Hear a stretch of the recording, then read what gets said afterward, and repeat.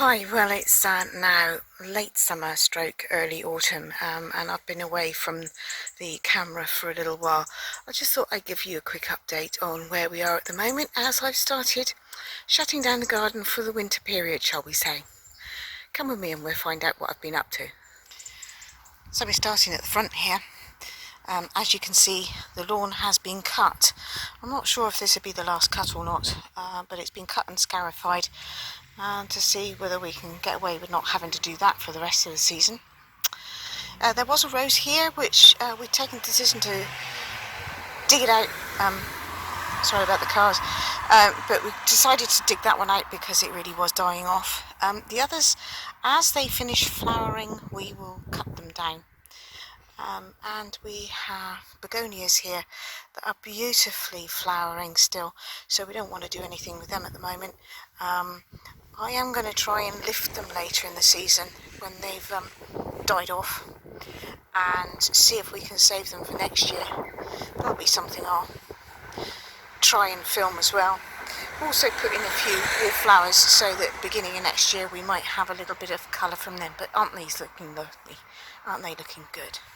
The last of the roses, as I say, the fuchsias have been cut down because they finished flowering a while ago, and the peonies are dying off, ready to come back up again next year. So that's the front of the garden. And now I'll take you round back. If you enjoy the content of this channel, then please don't forget to like and subscribe and hit the notification bell so that you'll be notified whenever I'm uploading any more information. So as you can see, we cut the back grass as well. I really don't think it'll be the last time we have to cut this one this year. All the other plants are dying down in their relative pots. Some of them will continue to flower for a little while, others will just die off for the winter. These I'm hoping will keep going through the winter and then be ready for next year. Some of the shrubs here will be cut back in the near future as they finish flowering, and then that'll be ready for the next season again. As you can see, the wallflowers out here are coming on really nicely, and more shrubs. Now if we look over there, you can see that the running battle with butterflies is continuing. We have covered the greens and that is making a huge difference, and I'm hoping that the cooler weather will stop the butterflies as well. But then of course we'll have the fight with the pigeons, so we'll keep the net on these greens as long as we can.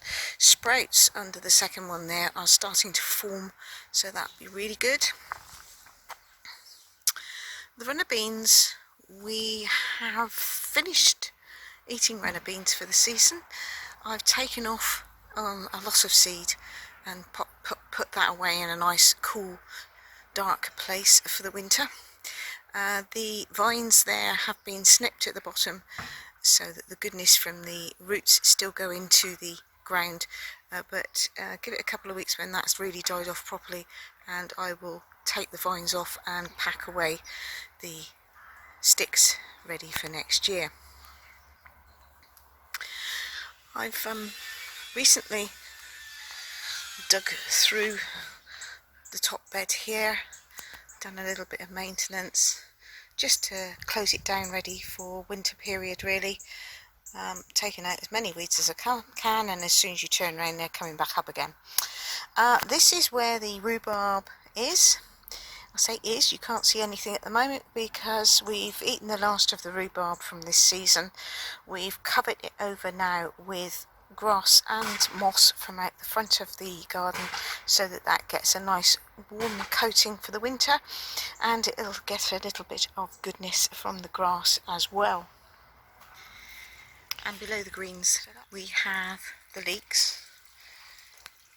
They're not doing as well as I had perhaps hoped they might, but we'll see. They've got plenty of time. Oh, another butterfly.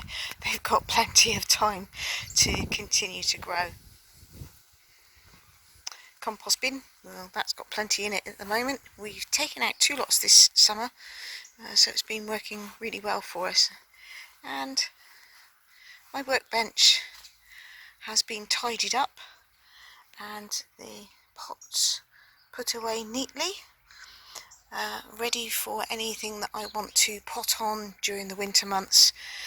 The items that we've got out here, the yuccas and things like that, will stay here for the winter months because they don't mind being outside. They're quite happy there.